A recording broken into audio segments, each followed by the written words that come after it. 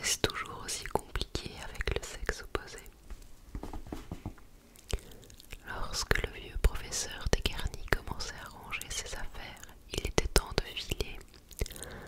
Les 600 étudiants se ruaient vers la sortie, tandis que moi je sortais en dernier pour être sûr de ne pas être bousculé ni piétiné par cette foule d'inconnus.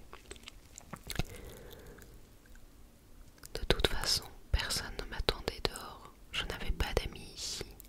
J'en avais déjà peu au lycée, où les classes petites favorisaient les relations.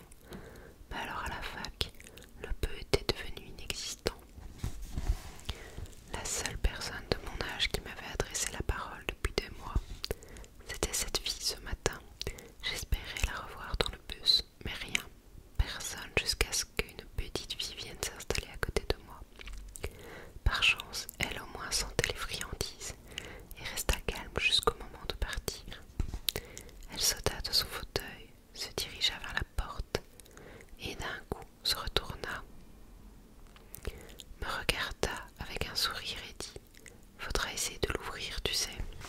Non, c'est pas sa sœur, c'est un autre perso. Je pense que sa sœur, on la voit sur une autre couverture. Ça fait longtemps.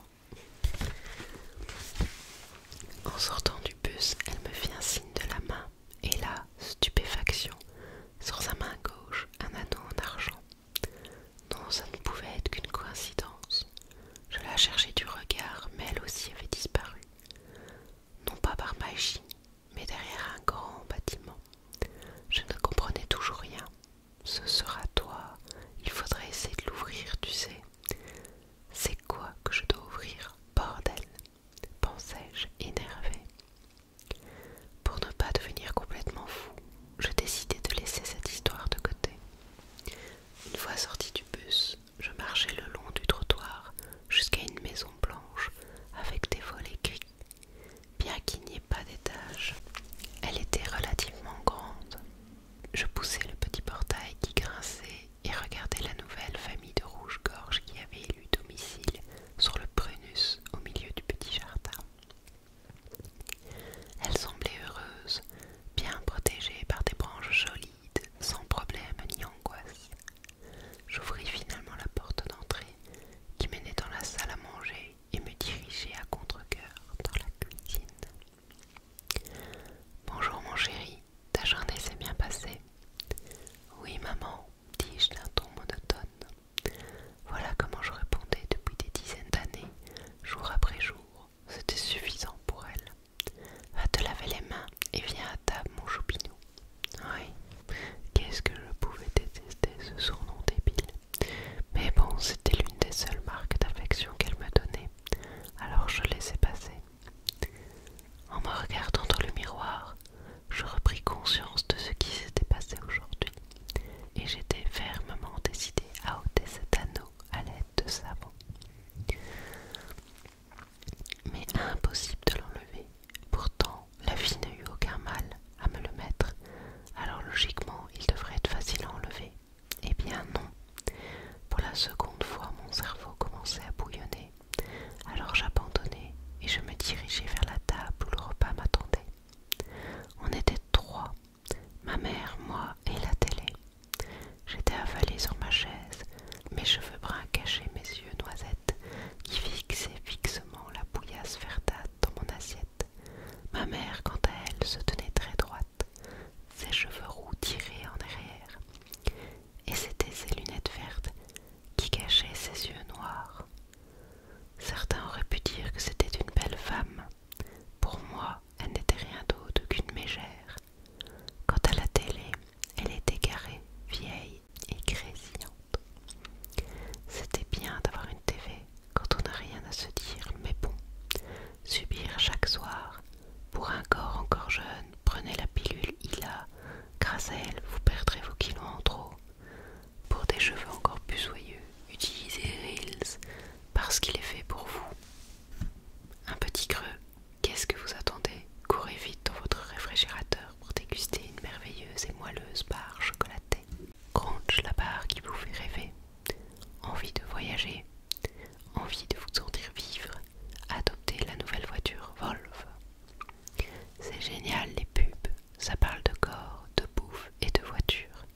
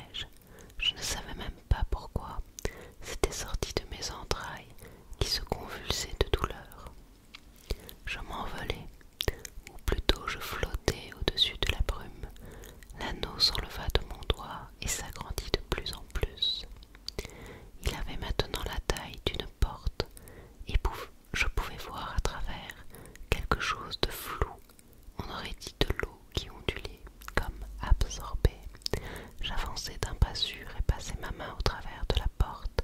Ah, ça brûle, c'est abominable. Une douleur effroyable me parcourut le corps. C'était comme si quelque chose avait pénétré mon corps et avancé le long de mes veines en me déchirant la peau. La douleur irradiait de mon abdomen, suffocant. J'entendis ma mère taper à la porte en criant « Oh, tu vas te calmer, j'essaye de dormir, moi !» La réalité m'aspira hors de ce cauchemar. Je me réveillai en sursaut, couvert de sueur. Le choc avait chassé l'air de mes poumons. Autour de moi, je ne voyais que des ombres floues, flottant à la périphérie de mon champ de vision. Je restai étendu et je m'efforçai de reprendre mon souffle, en proie à un effroi si grand que j'en oubliai la douleur. Mais elle me rappela à l'ordre quand j'essayais de me lever du lit. J'étais paralysée. Jamais de la vie je n'avais eu si mal. Comment un simple rêve pouvait être aussi réel? Allongée sur cette table de torture, j'avais peur de me rendormir. J'ai peur, c'était si dégradant de dire ça. Zach, 18 ans, a peur de dormir à cause d'un simple petit cauchemar. Pourtant, un cauchemar n'était pas censé faire mal physiquement. Je suis peut-être encore en train de rêver, espérais-je. Pas besoin de me pincer, j'avais déjà mal rien qu'en levant le petit doigt. J'aurais aimé que quelqu'un soit là près de moi. Je ne pouvais pas compter sur ma génitrice. Elle aurait fait un scandale et ne m'aurait pas cru. Je voyais ça d'ici. Quoi? Tu me réveilles pour ces conneries? La seule personne que j'aimais dans cette famille, c'était Lizzie, ma petite sœur, mais en ce moment, elle était chez ma grand-mère. Ma génitrice faisait en effet tout son possible pour m'éloigner d'elle. Pourquoi? Je ne le savais pas. Ma mère aimait Lizzie, alors elle pensait peut-être que j'étais un mauvais exemple pour elle. Pourtant ma sœur était tout pour moi, et elle m'adorait. Je n'avais jamais compris pourquoi ma mère ne m'aimait pas. Pendant des années, j'avais tout fait pour être un fils modèle, mais maintenant, j'avais abandonné.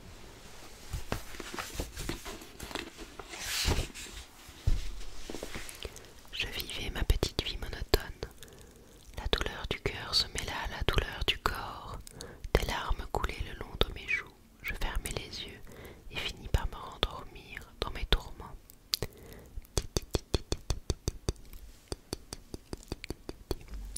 Ah, saleté de réveil. Il était 6h30, il fallait que je me lève. J'ouvris mes yeux laborieusement. Une araignée me salua au-dessus de mon lit étroit.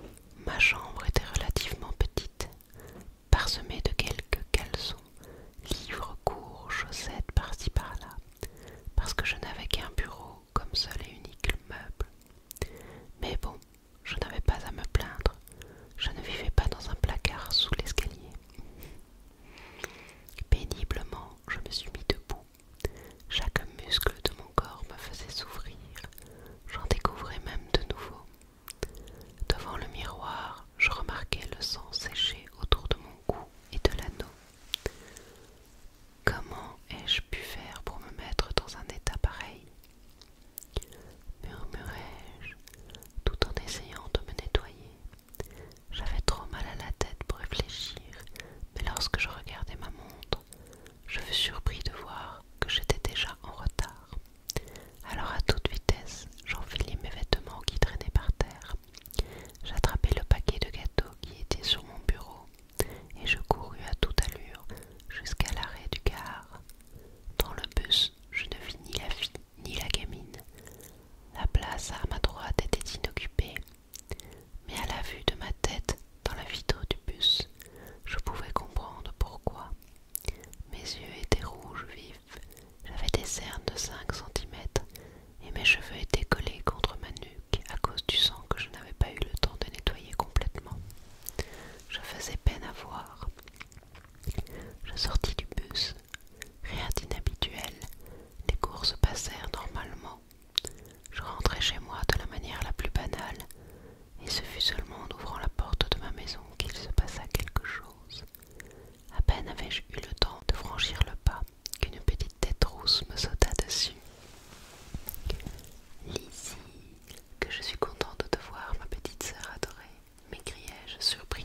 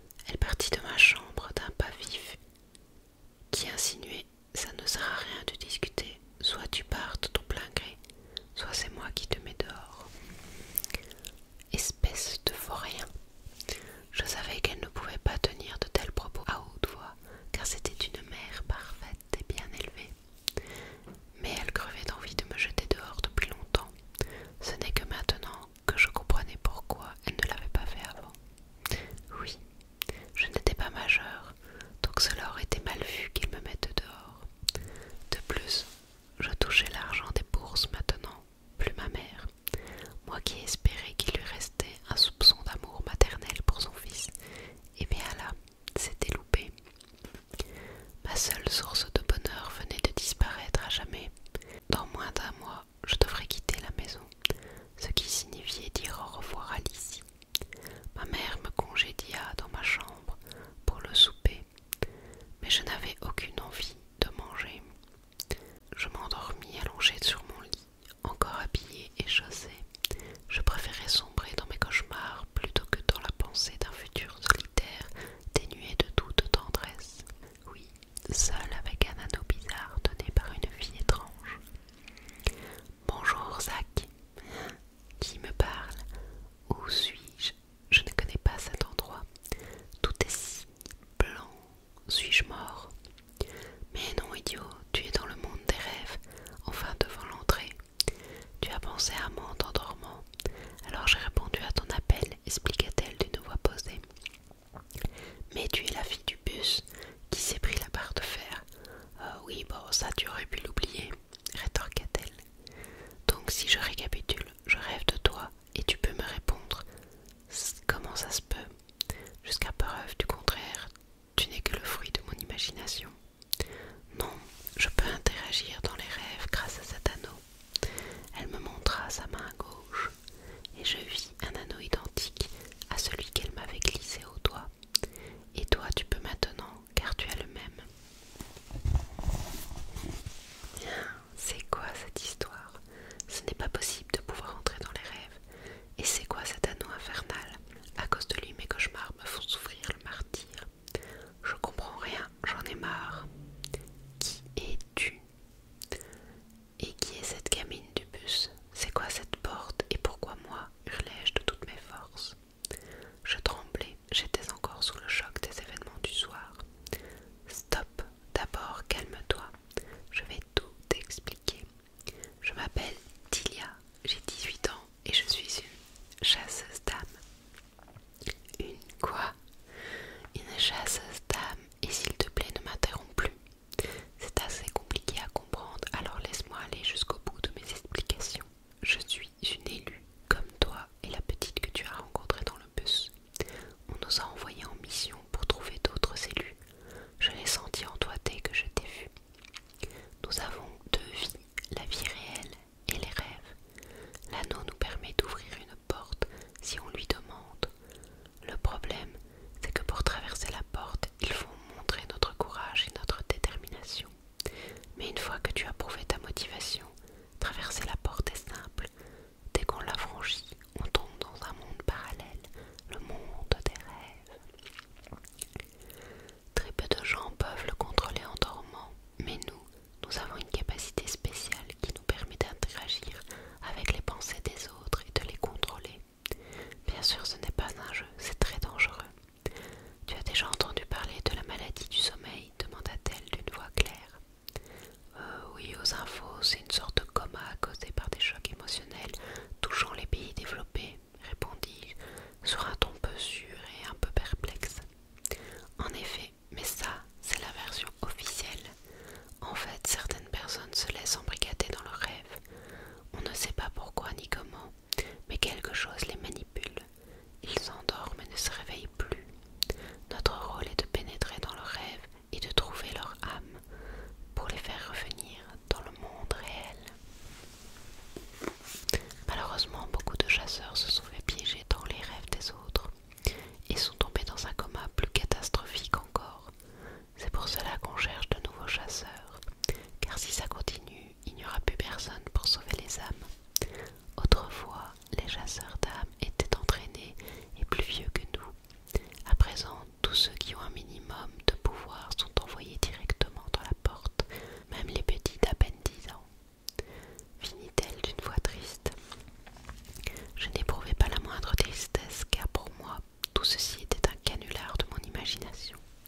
La preuve, cette dénommée Tilia avait à présent une chevelure avec de magnifiques reflets bleus, et elle était vêtue d'un corset noir ruban rouge qui laissait apparaître le commencement de sa poitrine, ce qui me fit rougir.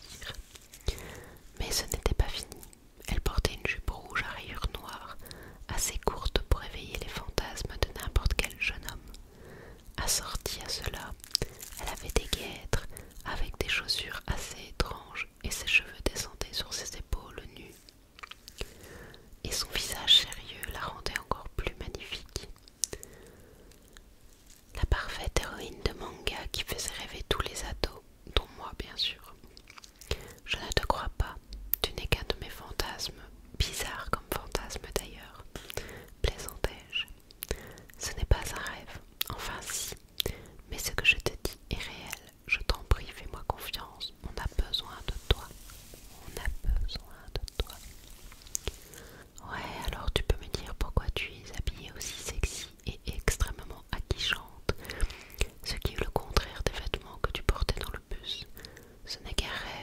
c'est tout, répliquai-je.